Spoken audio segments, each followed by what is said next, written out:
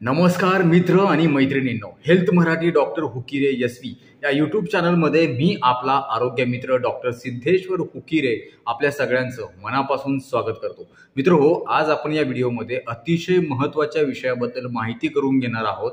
तो विषय आहे गुडघेदुखी। आज आपण बघतोय समाजामध्ये या आजाराचं प्रमाण अनेक लोकांच्या मध्ये दिसून येतं। वयवर्ष 40च्या नंतर 10 पैकी 3 लोकांना हा त्रास होतोय, तर वयवर्ष 60च्या नंतर 10 पैकी 5 लोकांना हा त्रास आपल्याला दिसून येतोय। स्त्री असेल किंवा पुरुष असतील, मध्यम वयामधले खास करून 40च्या पुढे या आजाराचं प्रमाण आपल्याला हळूहळू वाढताना दिसून यायला लागतं। आणि जर ही गुडघेदुखी असेल तर आपलं दैनंदिन जीवन उद्ध्वस्त होतं, कारण या गुडघेदुखीमुळे आपल्याला आपली दैनंदिन कामं करायला अवघड जातं। चालणं मुश्किल होतं, बसणं उठणं मुश्किल होतं, त्यामुळे आपल्याला कुठं बाहेर जाता येत नाही किंवा आपली रोजची कामं देखील आपल्याला व्यवस्थित पार पाडता येत नाहीत। त्यामुळं आजच्या या व्हिडिओमध्ये मी तुम्हाला गुडघेदुखी म्हणजे नेमकं काय असते, गुडघ्याची रचना कशी असते, जेणेकरून आपल्याला गुडघा आपल्या सगळ्या गोष्टींच्यासाठी मदत करतो आणि गुडघेदुखीच्या आजारामध्ये नेमकं गुडघ्यांच्या मध्ये काय बदल होतात चा परिणाम म्हणून आपल्याला ते दुखायला लागतात किंवा वेदना व्हायला लागतात, आपल्या हालचाली कमी होतात आणि आपलं एकूणच दैनंदिन जीवन विस्कळीत होऊन बसतं। त्यासोबतच गुडघेदुखीची कारणं कुठली कुठली असतात, गुडघेदुखीचे प्रकार कुठले कुठले असतात आणि सगळ्यात महत्त्वाचं गुडघेदुखीसाठी कुठला व्यायाम करावा लागतो आणि त्यासाठी कुठले खात्रीशीर उपचार करावे लागतात, जेणेकरून गुडघेदुखीला आपल्याला 100% चांगल्या प्रकारे आराम मिळू शकतो। नक्कीच मी तुम्हाला सगळी माहिती तुम्हाला समजेल अशा शास्त्रीय भाषेमध्ये सांगणार आहे। मात्र विनंती असेल, व्हिडिओ पुढे न पळवता शेवटपर्यंत पहा आणि चॅनलवर नवीन असाल तर लगेचच चॅनल सबस्क्राइब करा, जेणेकरून आरोग्यविषयक अत्यंत महत्त्वपूर्ण, अभ्यासपूर्ण आणि शास्त्रीय व्हिडिओज तुम्हाला सहज पाहता येतील, तेही अगदी मोफत, कारण सबस्क्राइब करायला पैसे लागत नाहीत। चला तर मग पाहूया।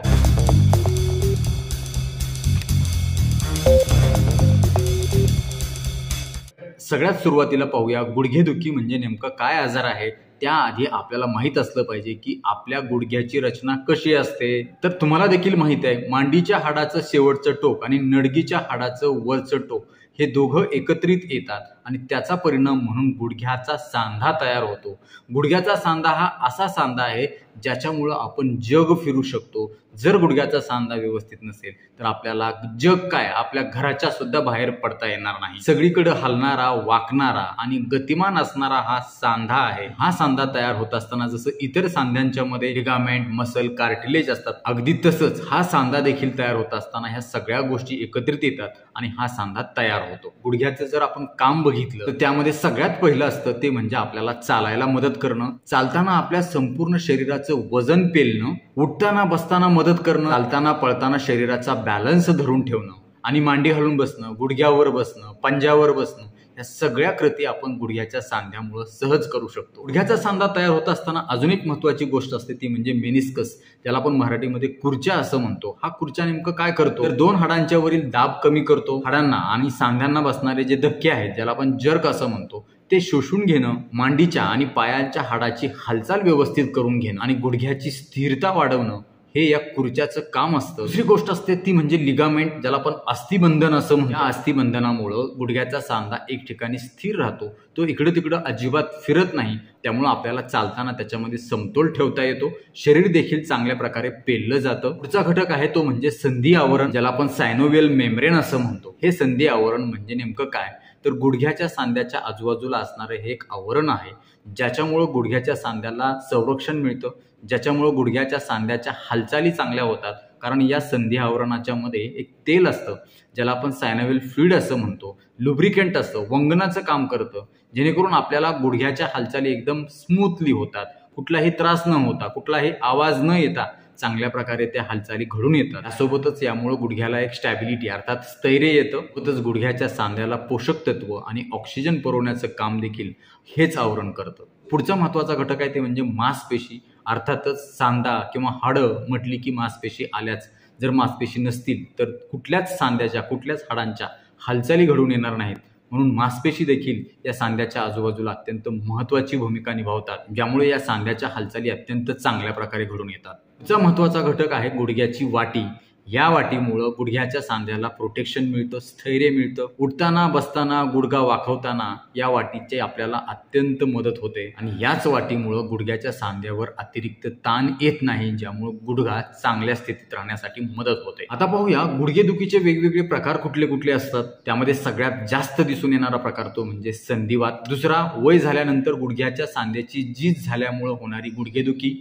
तिसरं, गुडघ्यामध्ये गाठी आल्यामुळे होणारी गुडघेदुखी. चौथं, गुडघ्याला कुठला तरी आजार झालाय, जसं की कॅन्सर झालेला असेल किंवा क्षयरोग झालेला असेल, यामुळे देखील गुडघेदुखी व्हायला लागते. अजून एक प्रकार, गुडघ्याला कधी जर मार लागलेला असेल किंवा चिकनगुन्यासारखा आजार झाला असेल तरी सुद्धा गुडघे दुखायला लागतात. आणि ज्या वेळेस गुडघेदुखी असते त्याला आपण इंग्रजीमध्ये ऑस्टिओआर्थरायटिस असं म्हणतो, जो कुठल्याही प्रकारच्या गुडघेदुखीसाठी वापरला जाणारा शब्द आहे, ज्यामध्ये गुडघ्याच्या सांध्याची झीज होते आणि झीज झाल्यामुळं तिथं दुखायला लागतं, तिथल्या हालचाली कमी होतात, तिथं आवाज यायला लागतो, तो गुडघा लाल होतो, गरम लागतो, सूज येतो, सुमरल्यासारखा दिसतो, चमकतो आणि वेदना इतक्या तीव्र असतात की कधी कधी हात देखील लावू देत नाहीत, चलणं तर खूप लांब राहिलं. आता पाहूयात गुडघेदुखीची नेमकं कारणं काय असतात, कारणं का बरं जाणून घ्यायची. जर तुम्हाला तुमच्या गुडघेदुखीचं कारण जर कळालं आणि ते कारण तुम्ही दूर करण्याचा प्रयत्न केला तर तुमची गुडघेदुखी 50 ते 60% कमी होऊन जाते. म्हणून कारणं नीट लक्ष देऊ नये का. नंबर 1, अनुवंशिकता. काही वेळेला गुडघेदुखी ही अनुवंशिक देखील असू शकते. नंबर 2, वयोमानानुसार गुडघ्याच्या सांध्याची अतिप्रमाणात झीज होणं.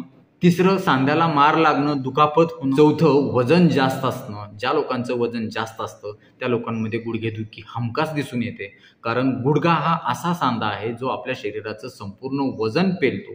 जर तुमचं वजन जास्तीचं असेल तर तुमच्या जास्तीच्या वजनाचा भार हा गुडघ्यासारख्या महत्त्वाच्या सांध्यावर येतो आणि त्यामुळं तुमची गुडघेदुखी सुरू होते. पुढचं कारण आहे सतत थंडीत काम करणं, सतत पाण्यात काम करणं, गारठ्यामध्ये काम करणं किंवा थंड हवामानामध्ये राहणं, हे देखील एक गुडघेदुखीचं महत्त्वाचं कारण आहे. त्यानंतर जर तुम्ही एक ठिकाणी बैठे काम करत असाल, दिवसभर तुम्ही एकाच ठिकाणी बसून राहत असाल, शरीराची अजिबात हातपायाची हालचाल नसेल तर तुम्हाला गुडघेदुखी होते. किंवा अति कष्टाचं जर काम तुम्हाला करावं लागत असेल, सतत गुडघ्याचा वापर करून उठबस करावी लागत असेल, वजन उचलायचं काम असेल, वाकणीचं काम असेल, गुडघ्यावर जास्तीचा ताण पडत असेल नेहमी कामामध्ये, हे देखील एक महत्त्वाचं कारण आहे गुडघेदुखीचं. अजून एक महत्त्वाचं कारण ते म्हणजे स्त्रियांच्या मध्ये मासिक पाळी बंद झाल्यानंतर गुडघेदुखीचा त्रास जाणवायला लागतो. आणि सगळ्यात शेवटचं महत्त्वाचं, जर शरीरामध्ये कॅल्शियमची कमतरता असेल, जर एखाद्या व्यक्तीला उन्हाचा संपर्क येत नसेल, सूर्यस्नान घेत नसेल, सूर्यप्रकाशच त्याच्या अंगावर पडत नसेल, तर हे देखील एक महत्त्वाचं कारण गुडघेदुखीचं मानलं जातं. आता पाहूयात गुडघेदुखीची नेमकी लक्षणं कशी असतात. सगळ्यात पहिलं लक्षण ते म्हणजे गुडघे दुखणं, जास्त संवेदनशील होणं, सांध्याची लवचिकता कमी होणं, त्याच्यामध्ये कडकपणा येणं, सांध्यावर सूज येणं, सांध्याची नेहमीसारखी व्यवस्थित हालचाल न होणं, सांधा अशक्त होणं आणि त्याचा परिणाम म्हणून चालता व्यवस्थित न येणं, लंगडणं किंवा उभा व्यवस्थित न राहता येणं, ही त्याची लक्षणं आहेत. आता पाहूया त्याच्यासाठी कुठल्या तपासण्या कराव्या लागतात. तर तशी काही विशेष तपासणी करण्याची गरज नसते, कारण गुडघा सुजलेला असतो, दुखत असतो, लाल असतो, हालचाल कमी होते, हेच एक गुडघेदुखीचं एक निदान होऊन जातं. पण त्या उपरही काही तपासण्या कराव्या लागतात, जेणेकरून आपल्याला अजून जास्तीची सखोल माहिती गुडघेदुखीच्या बद्दल करून घेता येऊ शकते. जसं की गुडघ्याच्या सांध्याचा एक्सरे असेल किंवा संधिवाताची शंका वाटत असेल तर त्यासाठी रक्ताच्या माध्यमातून आपल्याला RA फॅक्टर नावाची तपासणी करावी लागते. ही वेळेला एक्सरे मध्ये काही छोट्या छोट्या गोष्टी समजत नाहीत, मग अशा वेळेला MRI करावा लागतो. याशिवाय काही वेळेला त्या गुडघ्याच्या सांध्यामध्ये दुर्बीण टाकून देखील आपल्याला तिथला अभ्यास करून तिथल्या आजाराचं निदान लावावं लागतं. आता पाहूयात सगळ्यात महत्त्वाचा मुद्दा, तो म्हणजे गुडघेदुखी सुरू झाल्यानंतर नेमकं काय करावं जेणेकरून गुडघेदुखी कमी होऊन त्या रुग्णाचं दैनंदिन जीवन सुरळीत होईल. त्यामध्ये सगळ्यात पहिला मुद्दा आहे तो म्हणजे आहार. आहार हे औषध आहे, हे तुम्हाला मी वारंवार सांगत असतो. गुडघेदुखी असेल किंवा कुठलाही शारीरिक आजार असेल, आहाराचा त्याच्या प्रत्यक्ष संबंध असतो आणि म्हणून जर आपण गुडघेदुखीमध्ये देखील योग्य आहार घेतला तर आपला बराच आजार गुडघेदुखीचा फक्त आहारावर कमी होऊ शकतो. आहार कुठला घ्यायचा नीट लक्ष देऊ नये का. सगळ्यात पहिला मुद्दा तो म्हणजे हिरव्या पालेभाज्या. सर्व प्रकारच्या हिरव्या पालेभाज्या तुम्ही खा, जेणेकरून तुमच्या गुडघ्यासाठी लागणारी सगळी पोषक तत्व त्याच्यामधून मिळून जातील. खनिजे असतील, जीवनसत्व असतील, नंतर सगळी फळं, त्यातल्या त्यात मोसमी फळं, त्या सीझनमध्ये जी फळं मिळतात ती तुम्ही आवर्जून खायला हवीत. खास करून व्हिटॅमिन C युक्त फळं म्हणजे लिंबू असेल, संत्री आहे, मोसंबी आहे, त्यासोबतच गाजर, टोमॅटो, सफरचंद, पपई ही देखील फळं आपण खाल्ली पाहिजे. फळभाज्या देखील आपण खाल्ल्या पाहिजे, जसे की मुळा आहे, बीट आहे, दोडका आहे, काकडी आहे, भोपळा आहे, हे देखील अत्यंत महत्त्वाचं आहे. सर्व प्रकारच्या डाळी, सर्व प्रकारची कडधान्य, आहारामध्ये दूध आदी दुधाच्या पदार्थांचा समावेश आवर्जून करा. त्यामध्ये भरपूर प्रमाणामध्ये कॅल्शियम असतं. मग दही असेल, ताक असेल, मग पनीर असेल, यासोबतच भरपूर पाणी पिणं देखील महत्वाचं आहे. आणि सगळ्यात शेवटचं आणि महत्वाचं, आहारामध्ये तंतुमय पदार्थ म्हणजेच फायबरयुक्त पदार्थ जास्त असावेत, स्निग्ध पदार्थ, तेलयुक्त, चरबीयुक्त पदार्थ हे कमी असावे. आता पाहूयात व्यायाम कुठला करायचा. बऱ्याचदा गुडघेदुखी जर जास्त असेल तर व्यायाम करता येत नाही, अक्षरशः चालता देखील येत नाही. मग काय करायचं, तर गुडघेदुखी जास्तीची उद्भवण्या अगोदरच कधीतरी दुखतं, जास्त दुखत नाही, तर मग अशा वेळी व्यायामाला नाही म्हणायचं नाही. मला जसं कम्फर्ट वाटेल तसं, तुम्हाला जितकं सहन होईल तितकं तुम्ही आवर्जून व्यायाम करणं गरजेचं आहे. कारण नियमित व्यायामामुळे ह्या सांध्याला लवचिकता येते, याचं आरोग्य चांगलं राहतं, इथलं वंगण चांगल्या प्रकारे फिरलं जातं, मांसपेशी चांगल्या मजबूत होतात, लिगामेंट्स चांगल्या बळकट होतात आणि सांध्याला एकूण एक मजबूती येते आणि सांधा दुखत नाही, आजारी पडत नाही. पण जर जास्तच वेदना असतील, चलूही देत नसेल, तर अशा वेळी तुम्हाला आराम करण्याशिवाय गत्यंतर नसतं. व्यायाम कुठला करणार, तर त्यामध्ये जलद गतीनं चालण्याचा सगळ्यात सर्वोत्तम व्यायाम गुडघ्यासाठी अत्यंत चांगला आहे. त्यासाठी तुम्ही दिवसभरामध्ये 20 ते 30 मिनिट फक्त चांगल्या गतीनं, चांगल्या स्पीडनं, तुम्हाला शक्य असेल तितक्या वेगानं चाला. कुणालाही न बोलता, आजूबाजूला गप्पा न मारता फक्त चालण्यावर कॉन्सन्ट्रेशन करा आणि तो चालण्याचा व्यायाम तुम्ही करा. दुसरं जॉगिंग आहे. तिसरा पोहण्याचा व्यायाम देखील गुडघ्यासाठी अत्यंत फायदेशीर मानला जातो, कारण ह्या पोहण्याच्या व्यायामामध्ये गुडघ्यावर कसलाही ताण येत नाही. तुम्हाला पाण्यामध्ये चांगल्या प्रकारे गुडघ्याचा व्यायाम चांगला करता येऊ शकतो. शरीर तोलायची गरज नसते, शरीराचं ओझं गुडघ्यावर घ्यायची गरज नसते. त्यामुळे पोहण्याचा व्यायाम अत्यंत चांगला व्यायाम आहे. ज्यांना चालणं किंवा पळणं गुडघेदुखीमुळे शक्य नाही, त्यांनी पोहण्याच्या व्यायामाला आवर्जून प्राधान्य द्यावं. पुढचा सायकलिंग. अर्थातच जेव्हा गुडघेदुखी जास्त असते तेव्हा तुम्हाला करता येत नाही, पण गुडघेदुखी कमी असेल किंवा अधूनमधून होत असेल तर सायकलिंगनं तुमची गुडघेदुखी कमी होऊ शकते. अजून काही व्यायाम आहेत, त्यामध्ये तुम्ही जमिनीवरती उतानं झोपा आणि 2 गुडघ्याच्या मध्ये एक उशी ठेवा आणि त्या उशीला दोन्ही गुडघ्यांनी तुम्ही अशा प्रकारे दाब देण्याचा प्रयत्न करा. दाब देऊन ठेवा 5 सेकंद, 10 सेकंद, तुम्हाला शक्य होईल तितकं ते उशी 2 गुडघ्याच्या मध्ये अशी दाबून ठेवण्याचा प्रयत्न करा. यासोबतच तुम्ही 2 गुडघ्याच्या खाली उशी ठेवू शकता. त्या उशीवरती गुडघ्याच्या खालच्या म्हणजे मिचकी जी आहे, खालचा खोलगट भाग, त्यांनी त्या उशीवरती शक्य होईल तितका वेळ दाब धरून ठेवू शकता. किंवा तुम्ही भिंतीकडे पाय करून बसू शकता. गुडघे ताठ ठेवून पायाच्या पंजानी भिंतीवर तुम्ही ताण देऊ शकता. तर हे झाले व्यायाम. आता गुडघेदुखीच्या पेशंटने काय करू नये, नीट लक्ष देऊ नये. सगळ्यात पहिलं, उंच टाचेची चप्पल अजिबात घालू नका. मग काय घालायचं, तर शक्यतो गुडघेदुखीच्या पेशंटनी स्पोर्ट्स शूज म्हणजे खेळात वापरायचे जे बूट असतात ते तुम्ही वापरणे गरजेचे आहे, चांगल्या क्वालिटीचे. पुढचं, गुडघे दुखत असताना जास्त वेळ मांडी घालून बसू नका, जास्त वेळ उठबस करू नका. गुडघे दुखत असताना एकाच गुडघ्यावर ताण येईल अशा प्रकारे कुठलंही काम करू नका किंवा उभं राहू नका. सगळ्यात महत्वाचं, जर वजन जास्त असेल तर ते कमी करण्यासाठी आवर्जून प्रयत्न करा. आता पाहूयात गुडघेदुखीसाठी कुठले उपचार घ्यावेत. तर त्यासाठी सगळ्यात महत्वाचा मुद्दा आहे, गुडघेदुखीसाठी होमिओपॅथी या औषधोपचार पद्धतीमध्ये अत्यंत प्रभावी आणि गुणकारी औषध आहेत. होमिओपॅथीमध्ये प्रत्येक गुडघेदुखीच्या पेशंटसाठी वेगवेगळी औषधं दिली जातात, कारण प्रत्येक पेशंटची पर्सनॅलिटी, त्याचं व्यक्तिमत्व, त्याचा स्वभाव, त्याची शारीरिक प्रकृती ही वेगळी असते. अर्थातच त्याचा गुडघेदुखीचा प्रकार, त्याचे कारण किंवा त्याचं स्वरूप हे वेगवेगळं असतं. त्यामुळे प्रत्येक रुग्णाला वेगवेगळं औषध द्यावं लागतं. त्याला आपण प्राकृतिक औषध असं म्हणतो. त्या रुग्णाच्या संपूर्ण मानसिक आणि शारीरिक प्रकृतीचा डॉक्टर अभ्यास करतात आणि त्याच्यावरती त्याला सूट होईल असं, त्याला त्याच्या शरीराला मॅच होईल असं, गुडघेदुखीला मॅच होईल असं औषध ते देतात. आणि त्यामुळं होमिओपॅथी या औषधोपचार पद्धतीमध्ये गुडघेदुखीमध्ये आराम मिळण्याची शक्यता जास्त आहे. ही काही प्रातिनिधिक औषधांची नावं मी तुम्हाला सांगतोय, जेणेकरून तुम्हाला लक्षात यावं की नेमकं होमिओपॅथिक औषधं कशी काम करतात किंवा काय असतं नेमकं त्याच्यावर. तर सगळ्यात पहिलं औषध आहे ते म्हणजे ब्रायोनिया.